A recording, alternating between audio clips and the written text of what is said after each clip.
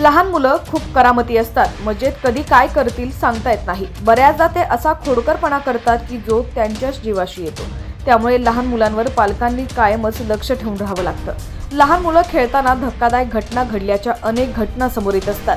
अशातच आणखी एक धक्कादायक घटना समोर आली आहे, ज्यामध्ये एका मुलीच्या गळ्यात तब्बल 13 वर्षांपासून 1 रुपयांचं नाणं अडकलं होतं। उज्जैनच्या एका रुग्णालयातून ही धक्कादायक घटना समोर आली आहे। इंदूर येथील एका मजुराच्या मुलीसोबत हा प्रकार झाल्याचं समोर आलंय।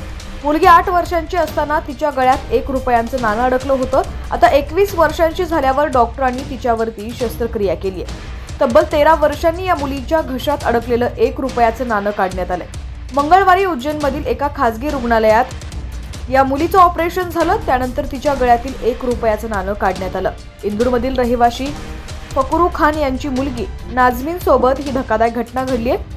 फकरू म्हणाले, मुलगी नाझमीन 8 वर्षांची असताना तिनं चीज खायला 1 रुपया मागितला होता। मी तिला 1 रुपयाचं नाणं दिलं होतं।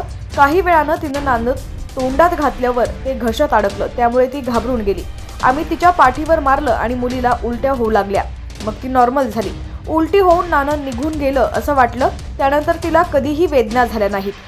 फकरूनं सांगितलं की मुलगी जसजशी मोठी होत होती तसं तसं तिचं वजन सातत्यानं कमी होत होतं। त्यांनी तिचं 2-3 ठिकाणी चेकअप केलं। तिच्या पोटाची सोनोग्राफी झाली आणि तिच्या घशाचा एक्सरे काढण्यात आला, ज्यामध्ये तिच्या अन्ननलिकेमध्ये 1 रुपयाचं नाणं अडकल्याचं आढळून आलं।